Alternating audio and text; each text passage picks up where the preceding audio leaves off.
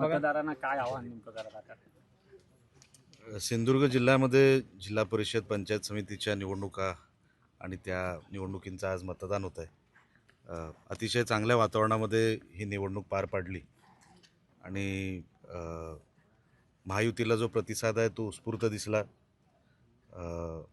आणि मतदान पण तसं महायुतीच्या बाजूने होईल असं दिसतंय. लोकांनी आशीर्वाद दिले तर एक चांगली जिल्हा परिषद आम्ही चालू, जी मागची 27 वर्ष राणेसाहेबांनी निष्कलंक जिल्हा परिषद चालवली, पारदर्शक चालवली, तर पुढची 5 वर्ष ही एक चांगली व्यवस्था जिल्हा परिषद पंचायत समितीच्या माध्यमातून जिल्ह्याला आम्ही देऊ, ही खात्री आम्ही प्रचाराच्या वेळेला लोकांना दिली.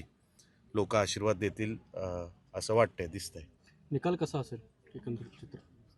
बघा, मी नेहमी सांगतो, मी लोकांना गृहीत धरत नाही की आम्हाला एवढ्या सीट मिळतील, पण मॅक्सिमम सीट मिळतील.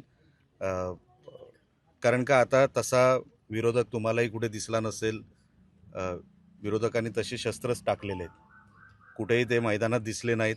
ठीक आहे, अधूनमधून ते टीका करत होते पर्सनल लेवलवरच्या, पण कुठे काही लोकांना फायदा होईल अशा कुठल्या टिप्पण्या त्यांनी केलेल्या नाही. पण लोकांनाही लक्षात आलेलं आहे, टीका करणाऱ्याला ते कधी सत्तेमध्ये बसवणार नाहीत आणि आम्हाला सेवा करायची संधी देतील. बंडखोरी मोठ्या प्रमाणात झाली होती, बंडखोरींना लोक थारा देतील का? बघा, बिनविरोध पण अनेक ठिकाणी झाले, आपण तेही बघावं. नुसतं बंडखोरी बघून तुम्ही 25 जागा ज्या बिनविरोध झाल्या त्याच्यावरूनच तुम्हाला लक्षात येईल. आणि मी सुरुवातीला पण सांगितलं होतं, काही एलिमेंट असे आहेत ज्यांना सगळं चांगलं होताना जेव्हा दिसायला लागतं तेव्हा ते ॲक्टिवेट होतात. प्रत्येक पक्षामध्ये अशी लोक आहेत, आमच्याही पक्षामध्ये असतील, प्रत्येक पक्षामध्ये अशी लोक आहेत, म्हणून त्यांच्यावर जास्त काय आम्ही लक्ष देत नाही. ती न्यूसन्स व्हॅल्यू आहे, उपद्रव मूल्य आहे. कुठेतरी आपण आहोत हाच फक्त दाखवण्याचा त्यांचा प्रयोग असतो. त्याच्या पलीकडे बंडखोरांना तसं स्थान कुठे मिळणार नाही.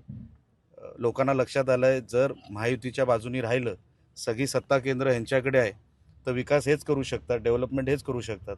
म्हणून तसा निकाल एकतर्फी राहील. आज महायुतीने मुंबईमध्ये महापौर आणि उपमहापौर पदाचा उमेदवार दिलेला आहे. रितू तावडे या महापौर होतील, तर दुसरीकडे संजय घाडी हे तुमचे उपमहापौर असतील.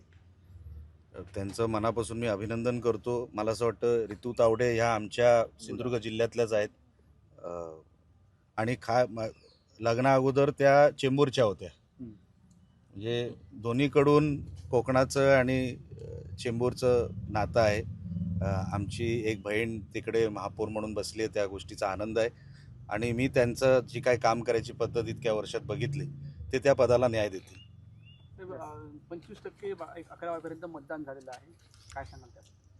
हो, आता वाढेल ते. तुमच्या काय सूचना असतील तर सांगा वाढण्यासाठी. वाढेल, 100% वाढेल. म्हणून काय सूचना असेल तर आमच्या ज्ञानात भर पडू दे. आमच्या सगळीकडे आता फेरी चालू आहे आणि लवकरात लवकर दुपारच्या सत्रानंतर हे मतदान वाढेल अशी शक्यता आहे. थँक्यू. थँक्यू.